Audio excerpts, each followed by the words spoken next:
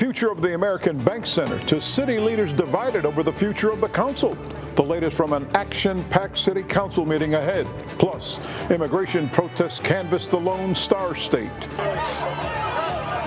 In Dallas, Austin, and right here in your backyard, why tensions are heating up in major Texas cities. Chris 6 News at 5 starts now.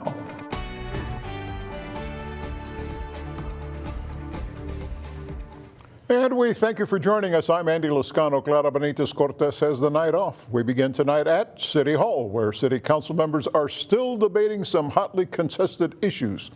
Our senior neighborhood news reporter, Suzanne Stevens, joins us now from City Hall. Suzanne, what's the latest on the naming rights for the American Bank Center? Hi, Andy. Thomas J. Henry is offering a deal that some on the city council say they should not refuse. So why has his top bid not been accepted? That's what they're getting ready to discuss right now.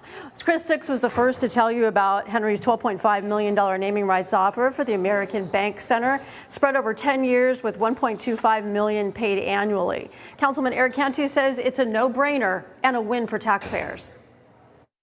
Successful, and he wants to invest money once again to Corpus Christi at an amount of $1.25 million. How are we going to say no to that every year for a building that makes us no money? Makes no sense. Chris, he has 9 active lawsuits against the city. We spoke with Henry yesterday, who said that that's not a problem, that he's not suing the city, that his clients are, and that this controversy is just a red herring. Today's discussion is not an official vote. It's more of a way to see where council members stand. Right now, they're still running through the agenda, and we're going to have much more for you at 6 o'clock. Live from City Hall, I'm Suzanne Stevens. Andy, back to you. Suzanne, thanks. We continue following the latest from City Council, which is jam-packed today, as you can tell. After addressing the controversy surrounding the American Bank Center, Council was to discuss changing times for public comment. It's currently scheduled for noon, but the switch would push it back to allow more people on a traditional working schedule to participate. There's also a motion to move meetings from every week to every other week. Again, we continue providing updates for you on air and online as the meeting continues. Well, what began in Los Angeles has spread to the Lone Star State. Immigration protests were held in major Texas cities last night, including at the state capitol and in Dallas. Governor Greg Abbott says more than a dozen demonstrators were arrested last night in Austin after gathering in the downtown area. Dallas PD confirmed there was at least one arrest during the demonstration in the city on Monday night. Here in Corpus Christi, there's an ongoing protest beginning soon on Shoreline. Tune in at 6 o'clock to Chris 6 News for updates on that. And while protests ignite in Texas, the fire is still burning bright out west in Los Angeles. Adam Rakusin is continuing his coverage from LA, where tensions are growing between the National Guard and protesters. Here's his report. There's been a lot of talk about the militarization of Los Angeles, the president calling in the Marines and the National Guard. We're outside of one of the federal buildings in downtown Los Angeles, and despite all of the talk, this is one of the only places we've seen the National Guard. And other than blocking off the building, they haven't had much interaction with the public. On the street, city crews are spraying down windows and walls, trying to remove what seems like an endless array of graffiti. Most of the language directed at President Donald Trump and Immigration and Customs Enforcement, or ICE. In many cases, windows that aren't tagged up are broken, the aftermath of a peaceful protest turned violent.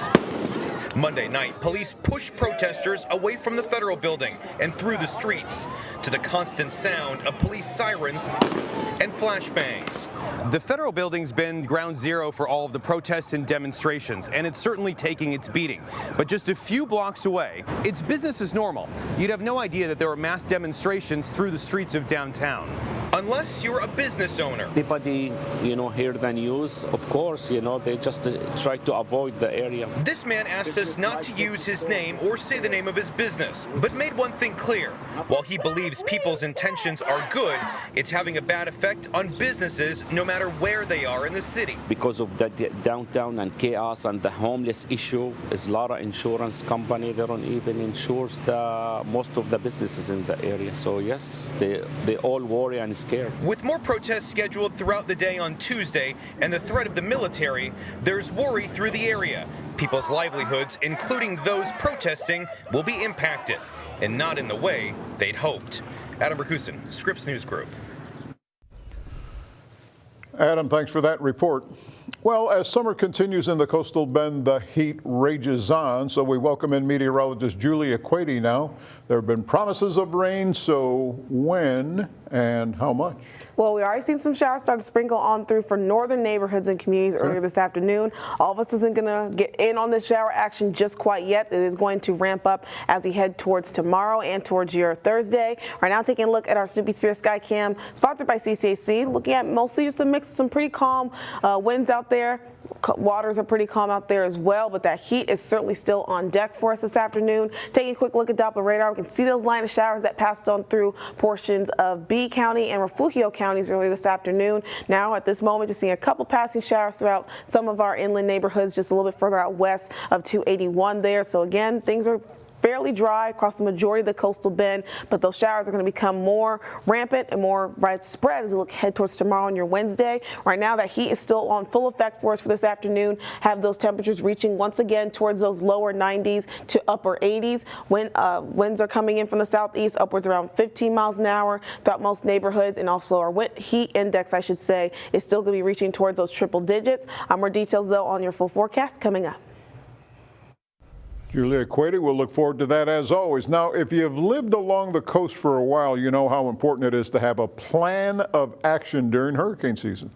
And so today, the Corpus Christi City Council got a briefing on their plan of action. For instance, if a hurricane or tropical storm were to threaten our area, the city's Emergency Operations Center would be activated. All city departments also have emergency plans that are updated annually. City also conducts drills, including one that's coming up in a few days. Full-scale evacuation exercise, we do that annually. This year it's happening this Friday at the Natatorium with our partners, the RTA, Red Cross, our city departments. Now, flooding can be a threat as well during a hurricane. That's why the city is giving away free sandbags on Saturday morning at the Cabinets Athletic Complex on Saratoga.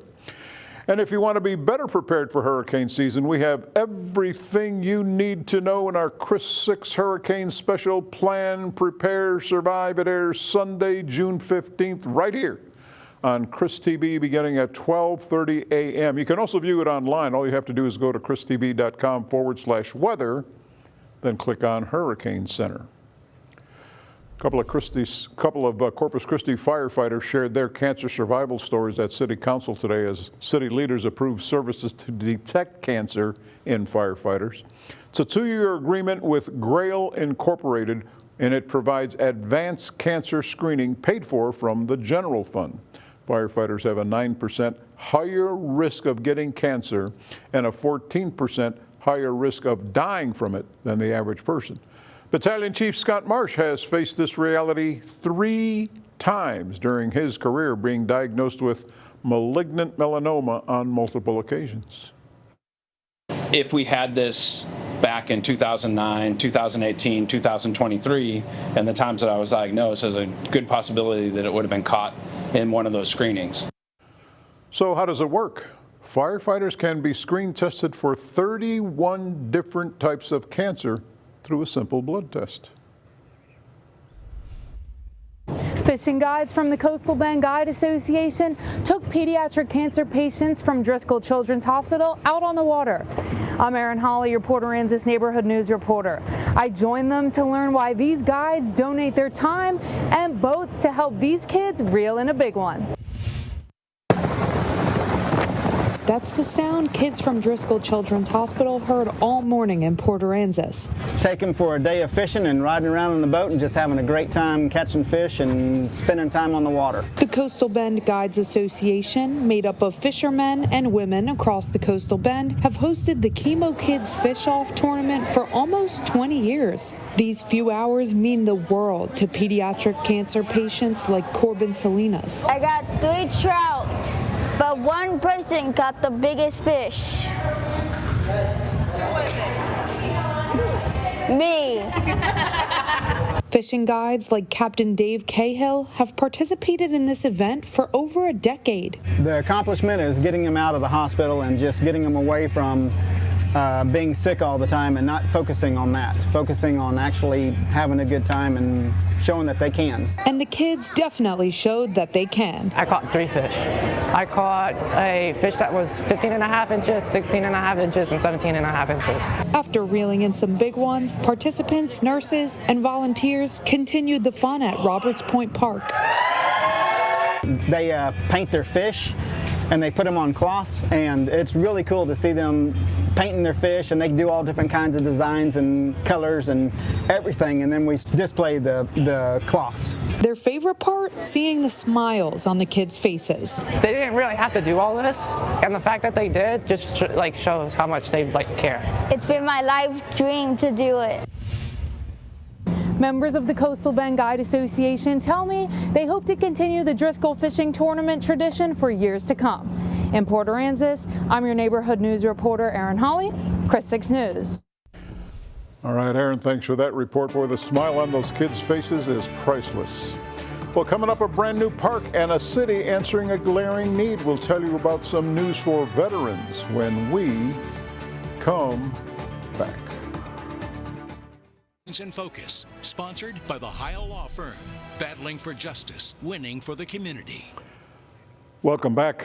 For this week's Veterans in Focus, we had the Bishop, where a ribbon-cutting ceremony welcomed the newest additions to Amistad Memorial Park. On top of a splash pad and revitalized ballparks, the Veterans Memorial at the heart of the park has newly hand-painted murals. It was all unveiled with performances from the Veterans Band of Corpus Christi and the Lipan Apache Tribe. Neighborhood News reporter Adam Beam joined veterans and neighbors as they celebrated new inclusions to the park. It's always an honor to be honored as a veteran, but to see what other men and women have done to serve our country is very emotional for me because, you know, a lot of people don't know anything about the military. So the park's open from 7 in the morning till 10 in the evening. To learn more, tune in to tonight's Veterans in Focus on Chris 6 News at 6. Nueces County could be creating a new way to support local veterans. The County Commissioners Court will vote on a resolution tomorrow to build a veterans nursing home in Robstown. The next 2 closest veterans nursing homes are in San Antonio and the Valley, so this project would address a major need for Nueces County. Officials tell us Robstown's the perfect fit because of its proximity to Highway 44. So when people are traveling, it's easier to get right off of the interstate, right off of the highway onto Robstown, rather than come another additional 15 to 20 miles into Corpus Christi. Mr. Mattis also tells us if the project was approved, it would more than likely be built on a county-owned property. Well, Flag Day's just around the corner, and if you want to represent the Stars and Stripes, we've got something for you here. Our annual Flag for a Flag exchange event is this Friday. Here's what you need to know. Drop off your old flag at one of the locations on your screen, and you'll receive a brand new one for free. Your flag has to be at least 3 feet by 5 feet or bigger. Again, that's this Friday, June 13th. For more information, you can head to flagforaflag.org. Now, what do you say we switch gears and swing it over to Julia one more time for a look at the traffic? Hey, Jules.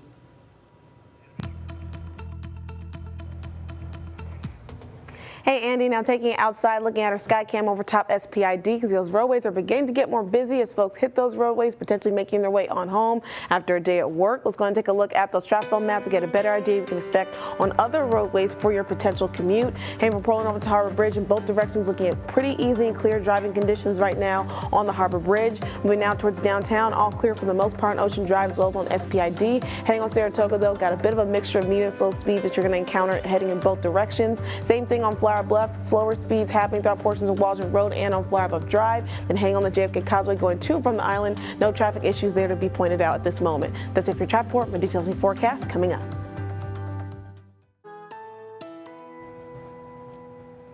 Hey there, good afternoon and welcome back. I'm meteorologist Julia Quady, seeing a couple extra clouds in our skies this afternoon due to that extra bit of moisture that's pushing on in. That's also related towards our rain chances that have already started to dabble on in throughout parts of the coastal bend, but better rain chances are to come ahead for tomorrow. Right now, taking a look at our Whataburger sky cam of Whataburger Field, can see that mix of that sunshine along with our cloud cover right now in our sky cam here, but we did see a couple of passing showers for northern areas and northern portions of coastal bend earlier this afternoon. Saw a bit of a line that passed through portions of Beeville and B County and Refugio counties, a little bit of a smidgen of Aransas County as well, but wasn't anything too significant. Again, we've mentioned that isolated showers were best for today, but more scattered showers to come into the forecast as we look ahead towards tomorrow and on your Thursday. That heat is still going to be packing a punch for us throughout the course of our afternoon, seeing temperatures still holding on strong towards those lower 90s at the very least there. Over in Corpus Christi, sitting at 92 degrees, feeling like 103, 93 over in Robstown with a feel-like temperature of 106, 96 degrees right now over in Kingsville with a feel-like temperature of 116 degrees. So things are still feeling very spicy and sizzling across the coastal bend right now, even with a couple of sprinkles of those showers that passed on through northern neighborhoods earlier this afternoon. Look at our hour-by-hour forecast. Things will begin to calm down air temperature-wise over the next few hours, eventually dropping towards those upper 80s by 7 o'clock this evening, then heading towards those lower 80s as we start to approach those overnight hours. And we'll also see a decrease in our wind speed starting to fall over towards those lower teens and then eventually those single digits as we head towards the overnight. So heat risk is still a part of the conversation for us right now temporarily, but we will start to see some improvements ahead for us tomorrow, starting to see a little bit less of that red of that major risk of heat danger in the forecast tomorrow, with that added bit of shower activity is going to start to push on in beginning late tonight, carrying over a little bit towards early tomorrow morning, and then picking up yet again late tomorrow night, I should say, on your Wednesday. So looking at moisture tracker, we can see that added moisture that's going to begin to build for us late tonight into early morning hours on your Wednesday. That's what's going to help out our rain chances that will start to flood on in and become more widely spread and scattered, offering some heavier downpours that would cause an issue potentially with flooding throughout some neighborhoods ahead for us tomorrow. So looking at our rain chances, can see a little bit more widely scattered showers will start to pop on in throughout portions of our morning. A little bit of a decrease of our rain chances a little bit throughout parts of the midday, increasing a bit during the afternoon, and then greatly increasing again and rebounding with those rain chances that will become a little bit more widespread with a bit of a more likely chance of thunderstorms in the mix, potentially as we look ahead towards your Wednesday night into the early overnight hours on your Thursday morning. So looking at our severe outlook risk for tomorrow on your Wednesday, all of us are going to be in that marginal risk, so at level 1 out of 5, to see that potential of maybe some severe showers or thunderstorms that could pass on through the area. So rainfall is going to be pretty excessive for us. Some heavy or torrential downpours are expected tomorrow and throughout portions of your Thursday. So looking ahead towards tomorrow, a little bit more yellow on the map for your Wednesday, and looking ahead towards your Thursday, a little bit more yellow for that slight risk of excessive rainfall that's going to be a little bit more regulated towards northern neighborhoods and counties in the coastal bend. But either way, looking at a pretty decent downpour that could be happening for us in the forecast tomorrow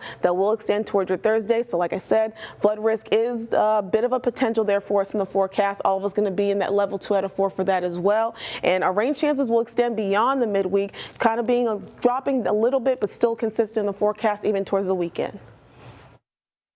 You're watching Chris 6, part of the Scripps News Group. All right, welcome back to Chris 6 News at 5. We're going to give you live coverage now of the City Council meeting where agenda items are being discussed right now. This is the feed now from the city's YouTube page.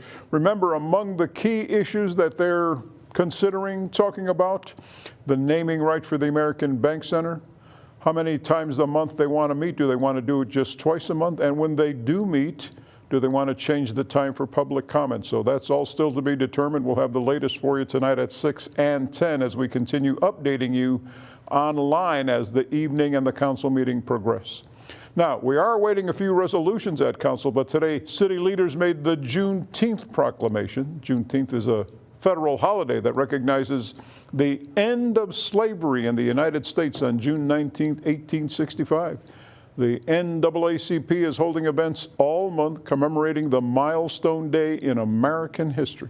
The proclamation is intended to welcome anyone from the city to those events and to educate the public about the significance of Juneteenth.